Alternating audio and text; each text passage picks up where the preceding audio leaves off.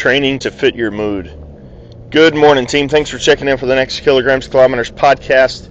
And we have wrapped up our high performance habit huddle.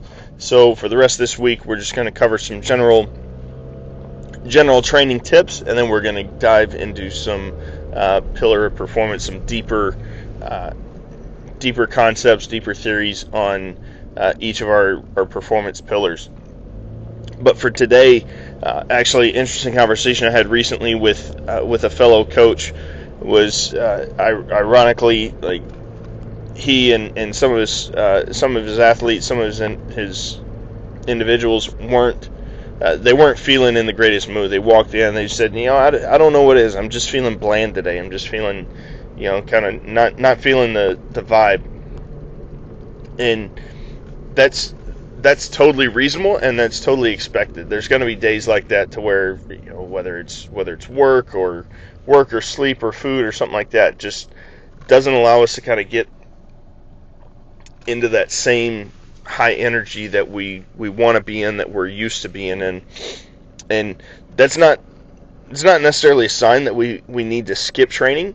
Maybe it just means that we need to alter our approach a little bit and kind of adjust training to where it can help us kind of feel that energy a little bit. So, the days to where we feel like we're dragging and we just, we don't have that spark, that giddy up that we're used to, might not be a good day to go with extreme heavy loads. Maybe it's a day to go a little bit lighter, maybe focus on a little more, power production or velocity versus, going into some heavier loads. So if you have access to, a velocity measurement or something like that, like an accelerometer, a tendo, something like that, that might be a day to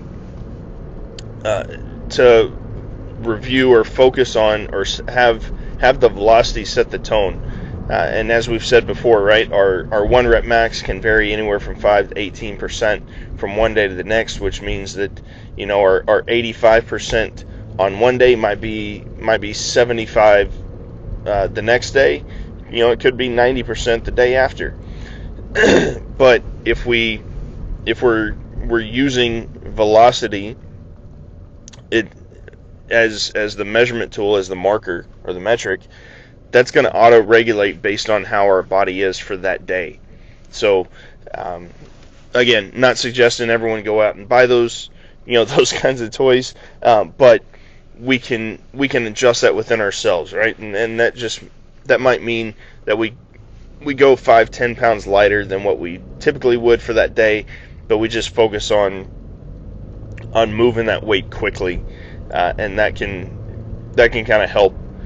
One, avoid major risk of injury in putting ourselves under heavier load when we're not feeling up to par, and that speed can also just kind of re-energize us and get us prepped, and hopefully get us feeling up to our normal energetic self.